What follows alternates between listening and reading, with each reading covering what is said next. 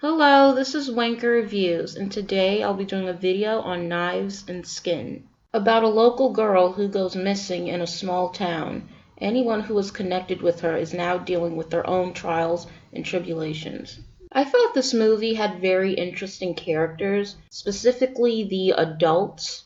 This movie doesn't just focus on teenagers the way the trailer will have you think. It also focuses on the parents of these children as well. For example, there's two different moms in this movie who react in very bizarre ways. One of the moms is actually the parent of the girl who has gone missing, and in order to feel close to her daughter, because she's going through like a very horrific experience, she ends up having like a mental breakdown. And in order to feel close to her daughter, she starts copying what her daughter used to do with certain people. I'll put it that way.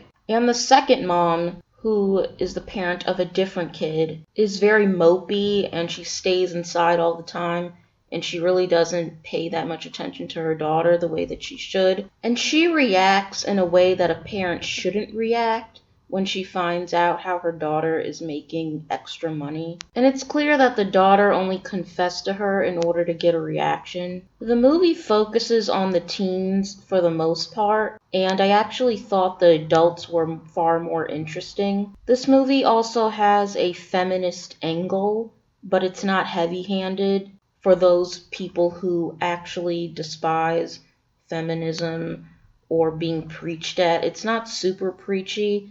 It's actually executed in a great way. And the feminism angle, actually a douchey jock who only wants to use women as sex objects. But what I liked that wasn't very typical was the fact that it didn't involve rape or abuse. He was just a douche who needed to be called out. Again, for people who don't like being preached at or getting too political, it doesn't get too political at all. The movie also seems kind of like a musical because there are a lot of scenes where people are singing, and it does make sense when the kids are in choir class why they would be singing, but there are also random times where the characters are literally just randomly singing. And I'm not a musical person, so I didn't really enjoy those parts. If you're into the show Glee, I've never really watched that show, but I know that show has a lot of singing in it. You might enjoy this as well.